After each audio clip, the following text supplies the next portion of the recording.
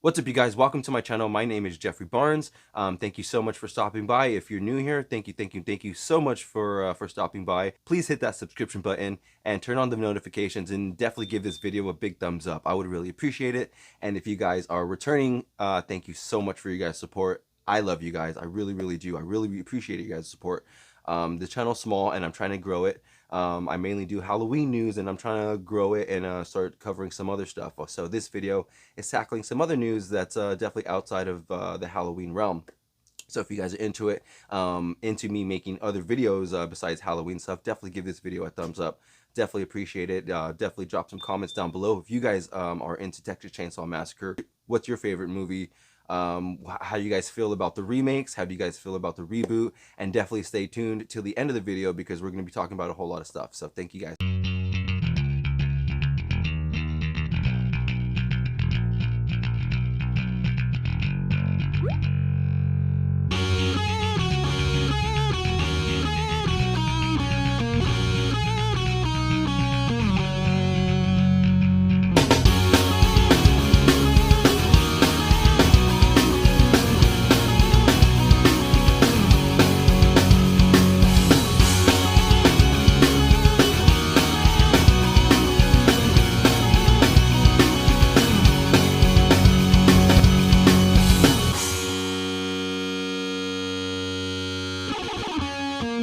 All right, you guys, so welcome back.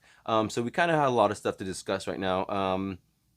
So it's the news, I guess, was put out there in February, around February 7th. We had Vulture, we had Hollywood Reporter, and we had Collider who put out the story that that Texas Chainsaw Massacre was actually going to get the remake or get the reboot or whatever. And and just this past May 6th, we had Illuminati, who I'll drop the link right here and their logo right here. They're the ones who put out the details about the upcoming film. We had Fed Alvarez producing the film, who produced the Evil Dead reboots or the Evil Dead remake and the film Don't Breathe that just came out. I think both of those were extremely good movies. Evil Dead was an amazing reboot, amazing remake. You know what I mean? If you guys are fans of the Evil Dead, definitely check out the remake if you haven't yet. I think it was an amazing job. It wasn't shot for shot exactly, but it was, it's pretty similar to the original film.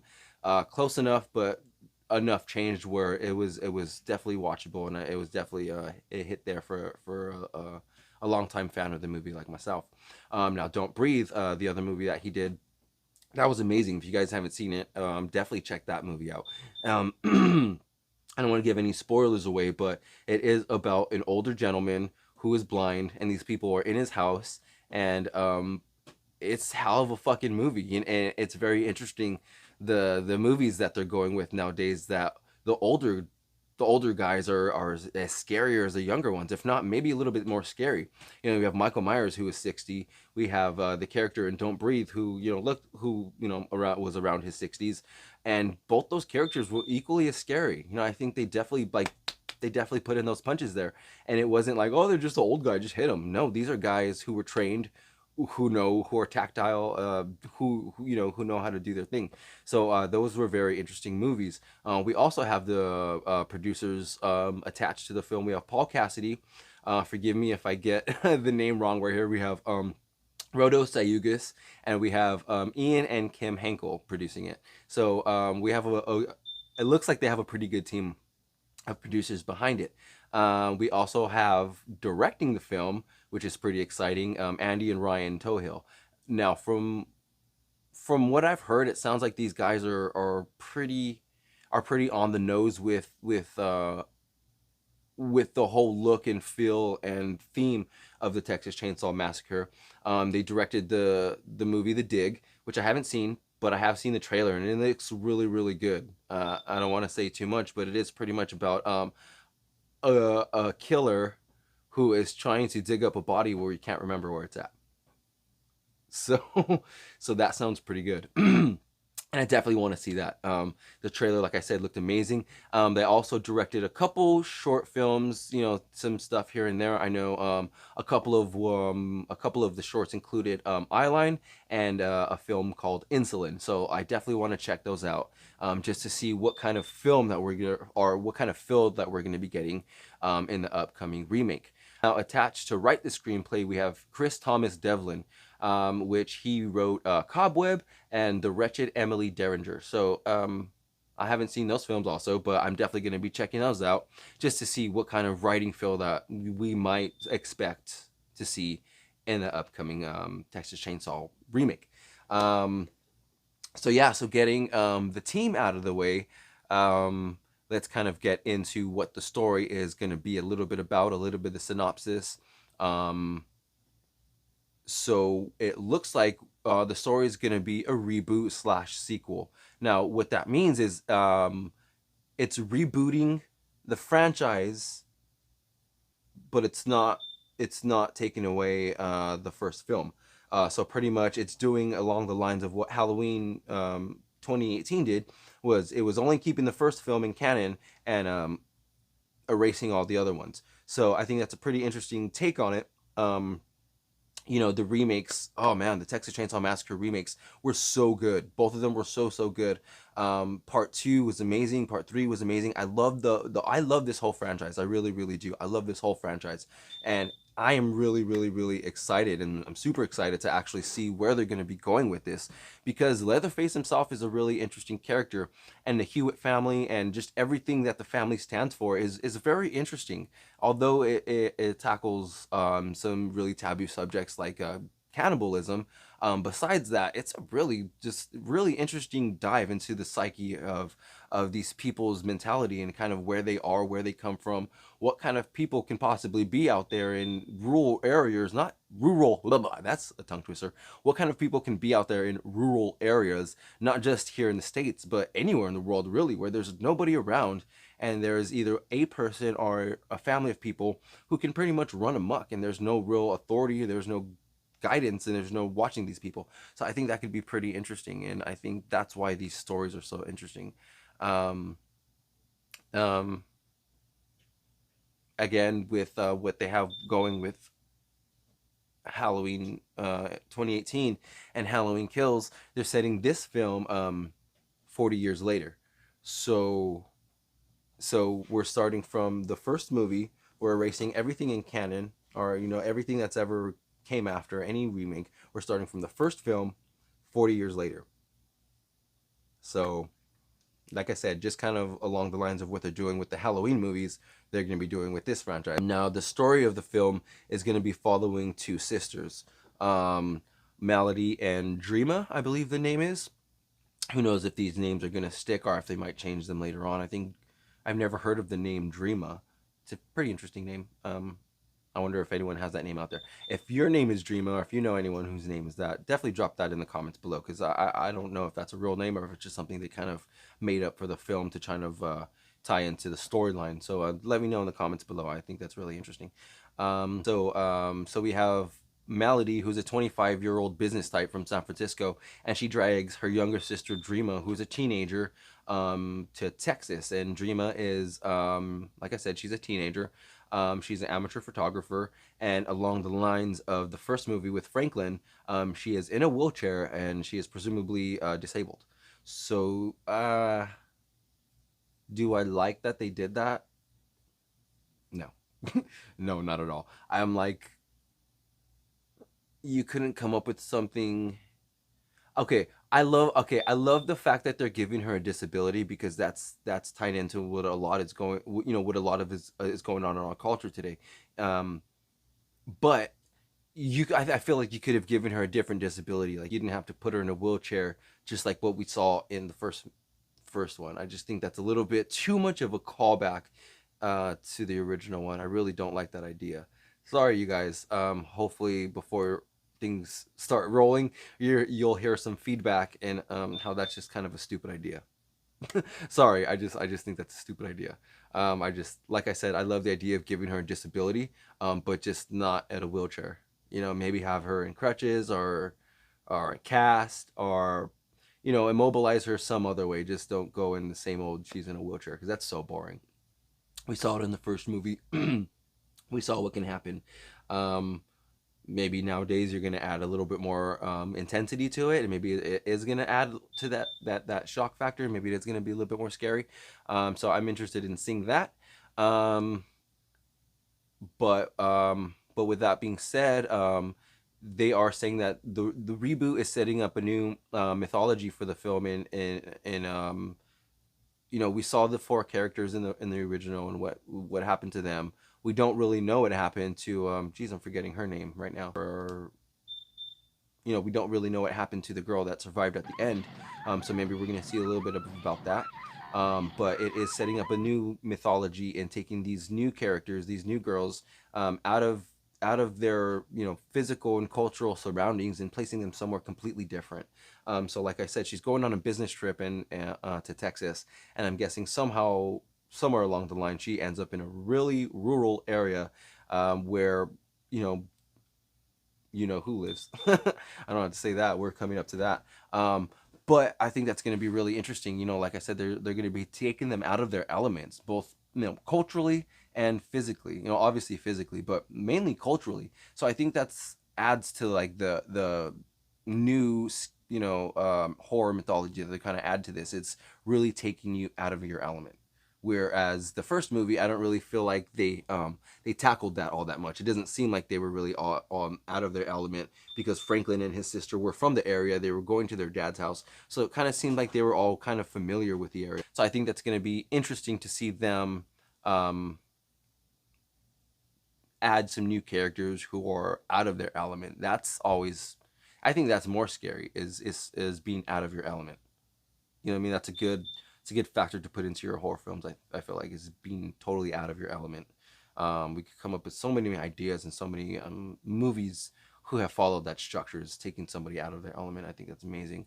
Um, but with that, we have Melody, we have Dreama, and we also have a character who's called Mrs. MC, and she's gonna be around 70 to 80 years old.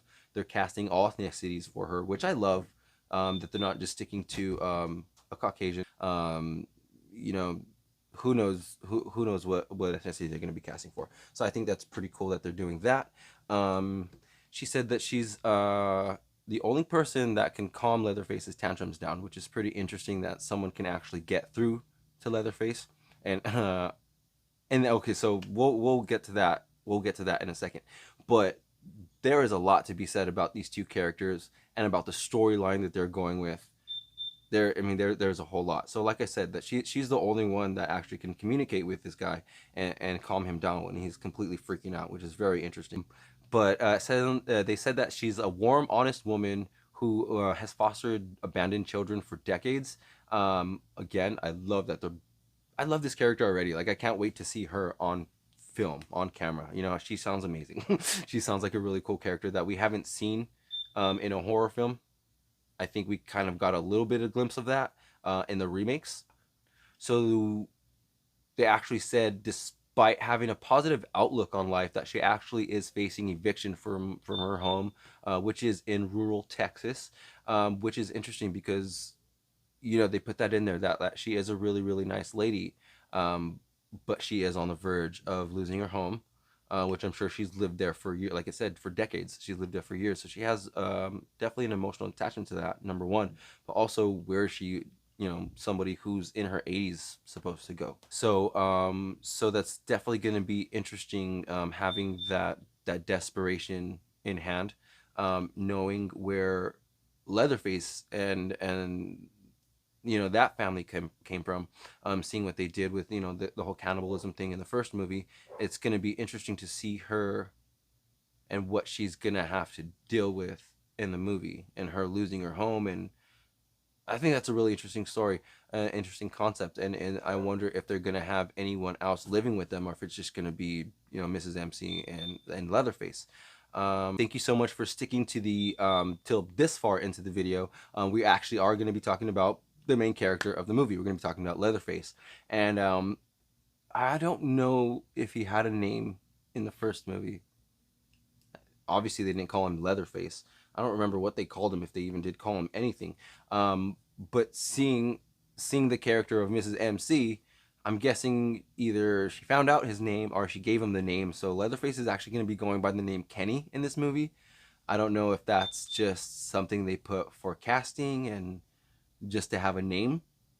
Um, but but sources are saying that his name is going to be Kenny, and I'm not. I think it's a little bit funny, but I also think it's pretty believable because you have this character who's able to, in his, in I guess essentially she's like a mother character, a mother figure to Leatherface or to Kenny if you want to call him now.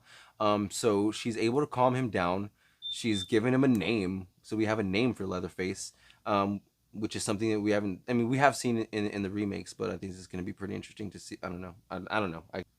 But onto his like character type, he's supposed to be like a big build, maybe slightly obese, definitely not a bodybuilder type. So they're kind of straying away from like the what they've done in the remake, and with a lot of these guys, and they're not really making him this big giant monster. Having him being overweight, slightly obese, I think that's interesting. And I keep saying that word because this whole concept for this whole movie just sounds so fucking interesting. Um, so you have like I said earlier, the movie set 40 years later.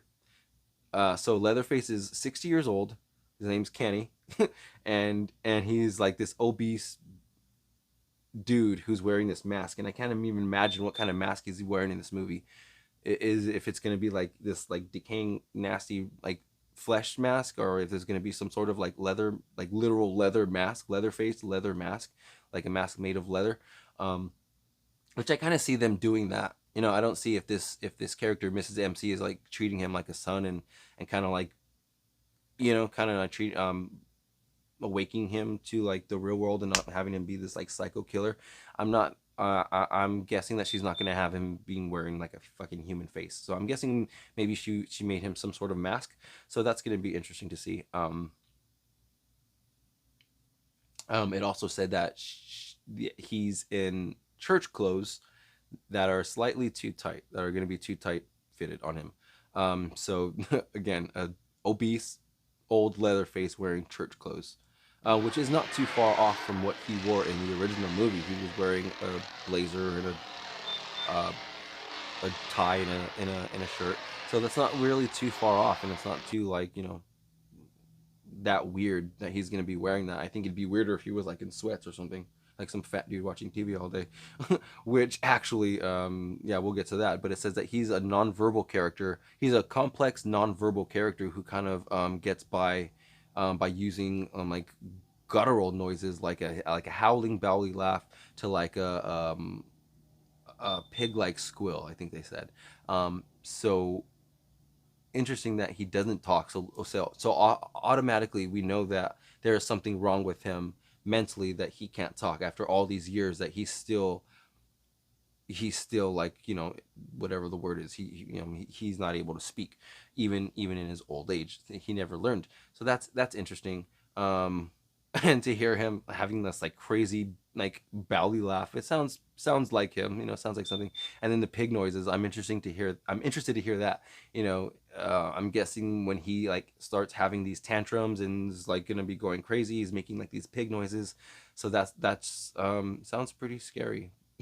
This big giant obese guy like swinging a chainsaw making pig noises at you. I think that's pretty fucking scary. I don't want to I don't want to come in contact with that. But on that note, it also said that Kenny spends a lot of his time inside watching TV, which is something that triggers his like laughing fits. I wonder if that's something that has to be calmed down by Mrs. MC, or if that's just Kenny. He just watches TV all day and just whatever. So that should be interesting. Um, mm, mm, mm. It also they're also saying that he hides his face so that his picture can't be taken. Now, the fact that they threw that in there, I think it's really interesting. Which is, I wonder if they're gonna like if there's gonna be any sort of callback and tie to the first movie where the hitchhiker um, took Franklin's picture and he burned it and he did the whole, he cut Franklin and he did the whole voodoo thing on the van. I wonder if we're gonna see anything like that, because why wouldn't Leatherface want his picture to be taken? I mean, unless of course he's like disfigured and stuff like that. But I wonder if they're gonna be diving into like what his face looks like and why he actually wears the mask. Um, Not just that he just doesn't want his picture taken. Like, why doesn't he want his picture taken?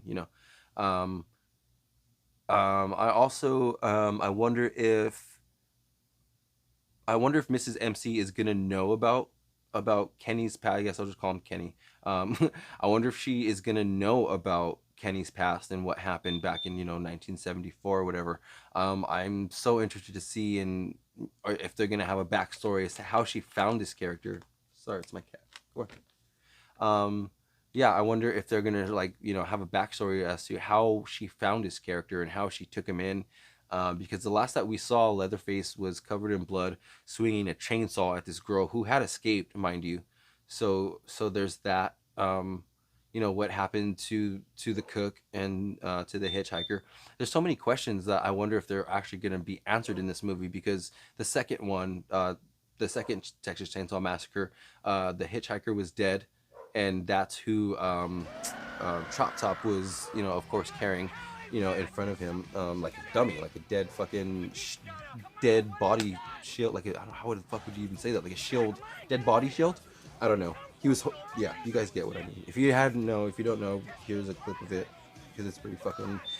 And it's interesting that they went in like the more like dark comedy route of for the second one, because Toby Hooper himself said like there was just no matching the gruesome and like the reality and the terror of the first movie, so he's just like, fuck it, let's just do something funny. So and that led to number three, and then the reboots is what kind of like drew it back to that darker side. But yeah, I wonder if we're going to be seeing anything like that.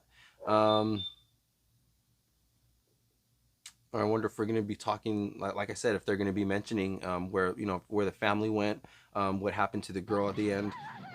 There's just so much questions that I hope that they're going to be answering in this, and I really hope, and I really can't wait to get some more information that's should be coming out pretty soon. Um, because I'm super excited about this film. Like I said, you guys, I love this franchise. I watch it all the time. I literally downloaded part three. Was it part two or part three on my phone? One of those. I had that on my phone for a little bit because I would watch it at work on my lunch break. Um, so yeah. So with that being said, there's not a whole lot of news left, other than me just ranting about how much I love this movie and about like my theories about what's going to be happening and stuff. But we do have a quote from Fed Alvarez. He did say that the Toll Hills' vision is exactly what the fans want. It's violent, it's exciting, and it's depraved, and it'll stay with you forever. So that's hell of a quote. I know you kind of saw me reading it off camera, but that's a very interesting quote. Toll Hills' vision is exactly what the fans want. Again, I definitely need to check out The Dig, Eyeline, and Insulin, because if they're into that dark, gritty feel that the Texas franchise had, I'm very interested to see what the fuck they're gonna bring to this. And they said it's violent, it's exciting, and it's so depraved that it's gonna stay with you forever. Now that's hell of a thing to say, because there's so much imagery from the first film that they took from like Ed Gein and all the nasty things in the house, and like the chicken stuff lying everywhere and the pig stuff lying everywhere and like the human remains everywhere. It's such an interesting movie, and I wonder if any of that is gonna be if any of that is gonna flow through to the remakes. I hope so. if if that's not like precedent in the beginning of the film, I definitely hope we get to see, because of the depravity and the desperation in Mrs. MC, that we're gonna get to see just Leatherface completely snap and go back to his own ways and old ways, and completely start fucking shit up. So I'm so excited to see that. But with that being said, if you guys made it to the end of the video, thank you so very much. I appreciate you guys' support on the channel. I love that you guys are stopping by. I love that you guys are liking the videos and leaving the comments, catching me on all my fuck ups. I do mess up every now and then. I think I was saying Cindy in my last Scream video. I got so used to watching scary movie that I got used to saying Cindy and not Sydney. Either way, thank you guys for watching the videos and catching me on shit like that, because I do know that you guys are actually watching and following through and like following the whole video. So I actually really love that, and maybe I'll just start doing shit like that on purpose, just to see if you guys are keep you guys on your toes. So thank you very much for watching the video, you guys. If you're not subscribed, I hope you subscribe already. Definitely turn on the notification bell. Definitely give this video a huge thumbs up. I would really appreciate it. Yeah, definitely stay tuned for the next video. We're going to be talking about the Halloween Kills trailer, the whole live tweeting thing that they did a couple weeks ago. There's a whole lot of news there that Jason Blum put out. So I'm super excited to make that movie and to edit it for you guys. And I hope you guys like this video. Bye. Knock it off! Eric, come on. Put some lashes on. Oh, that's it? Mm-hmm. See why she did that now. I totally see why she did that. That makes sense. I'm not even kidding you. Look.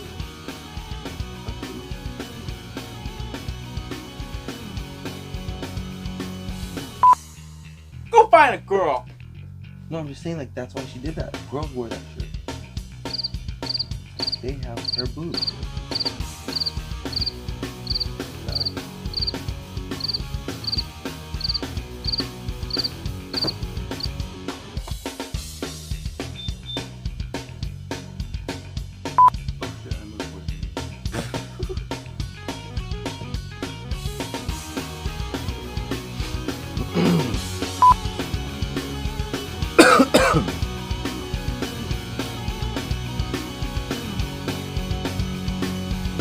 Alright, what's up, you guys? Welcome back to my